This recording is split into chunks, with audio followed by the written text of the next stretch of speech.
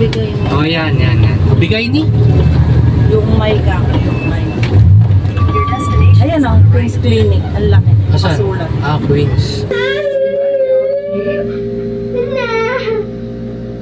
Madami.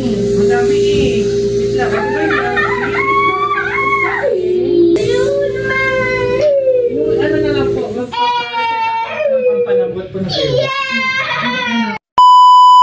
So yan mga kabarangay, dito kami ngayon sa kahabaan ng anong kalsada ito. Dito kami sa looban. Nabit kami ng malakas na ulan. Ayan, pupunta kami sa clinic kung saan pabubugahan namin yung tenga ni Kuya King. Kasi nagre-reklamo na siya na laging masakit yung tenga, baka namumuo na yung yung natutulit. Kaya samahan nyo kami guys, punta kami ng clinic para maginhawahan na yung tenga ng aming bunso.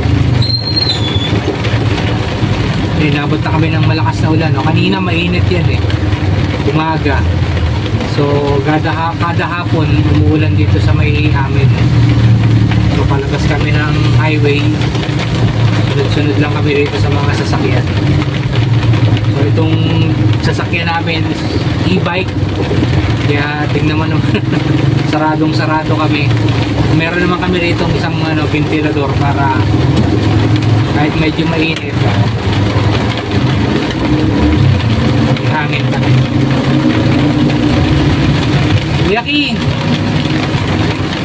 parang relax na relax si Kuya King sa likod At syempre kasama ko rin syempre si Mrs. Yung mag-a-assist na ngayon yung kapit-bahay namin. Mag-a-assist mamaya kay Kuya King. Pagka syempre mga ganitong first time na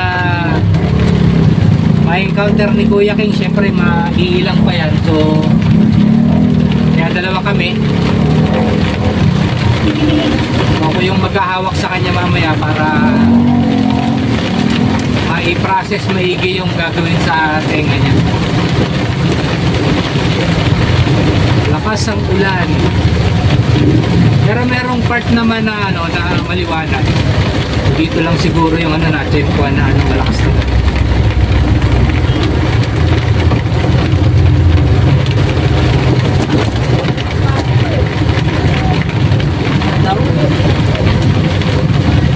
Nalubog tayo.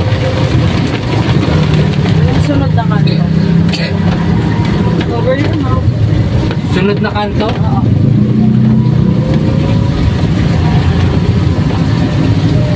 Diyan. Ito, BMG Square. Oo. Beside? Oo. Dental clinic to Sige. Saan yung bigay? Ayun.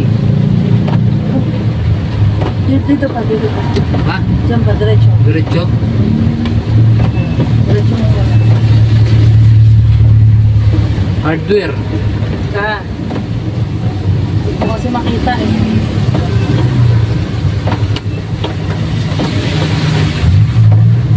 Diretso pa kasi dun. Ayan yung kanto Papasok dyan? Ayan Ayan, ano yan? Yung may obigay mo. Oh, yan. Bigay ni? Yung may ka. Ayan Queen's Clinic. Ang laki. Asan? Masulat. Ah, Queen's. Paano tayo akit dyan? So guys, andito na kami sa clinic. Medyo traffic ng konti.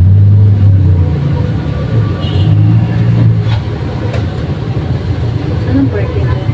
Diyan, makikipark tayo dyan.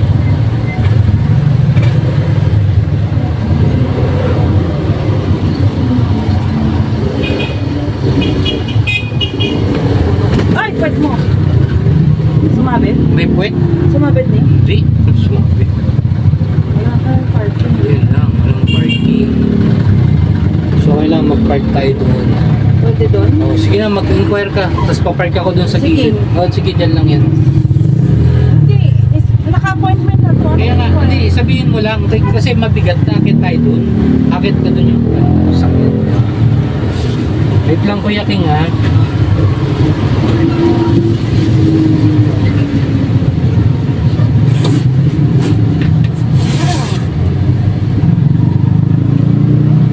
guys, andito na kami. Mag-ready lang kami papasok dun sa ano, sa clinic. Kuya King, ready ka na? O, say hi muna, hi! A few moments later. Let's go, Kuya King. Ka na. Mabilis lang ito. Mabilis lang. Water lang o water only ha. Malamig lang yung water ha. Water lang. Huwag ka lilikot kasi baka mabasa ka eh.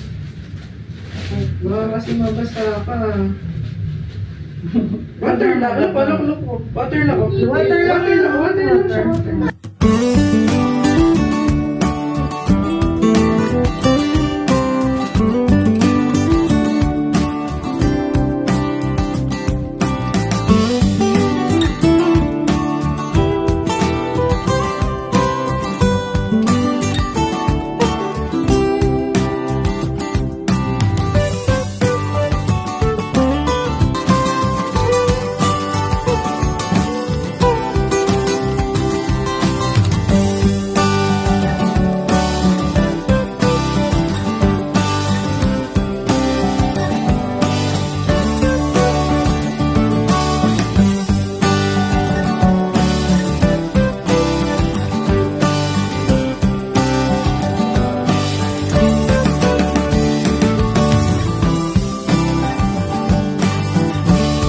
Hindi kinaya ng mineral oil. Hindi po eh. Kasi mukhang matagal na po eh. Oo. Parang bato na po siya dun sa loob. Ibang pamatak yung pampalambot. Ano po kasi siya? Yung magpuputi, magduro po siya. So pag binakrush normally, sumasama po kasi siya. Mas mabilis siyang... Opo, mas madali po siyang malinis pag ganoon po. Pag mineral oil po kasi ang ginagawa, di ba matigas po siya? Initially po, ang natatanggal yung pagkakadikit niya, pero buo pa din po kasi siya. Hindi siya talaga... Hindi po siya nahihimay-himay po. Mas maganda. Mas maganda ma. Yung kaliwa po, may natanggal, pero yung pinakalaw po kasi matigas pa. Ito po talagang kanan, wala po kahit nasa bungad na. Hindi po gumagano. Sige po, okay. Tapos Diba, linis yung ears mo eh. Kasi lagi niyang ginaganon eh. Ayaw po niya yung ginagalaw yung ears mo. No more na. Let's get na. It's okay, finish na. Good job. Bago ka na. Pa-check up ka na ba? Say hi ka daw. Hi. Oh, bait naman yan eh.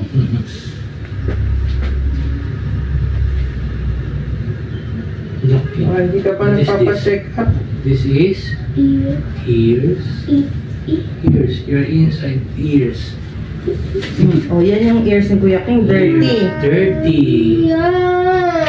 Ito po, papalambot po siya ng earwax. Bali magpapatak po kayo, 4 to 5 drops po yan. Parehas pong tenga. So, tapos babad niyo po ng at least mga 10 minutes or longer. 3 times a day niyo po siya gagawin. Morning, tanghali, gabi po. Okay. Ang important po is yung tagal po ng babad. Then, balik po siya sa next As in, pag pinatakan ko, nakaganyan ganyan lang siya.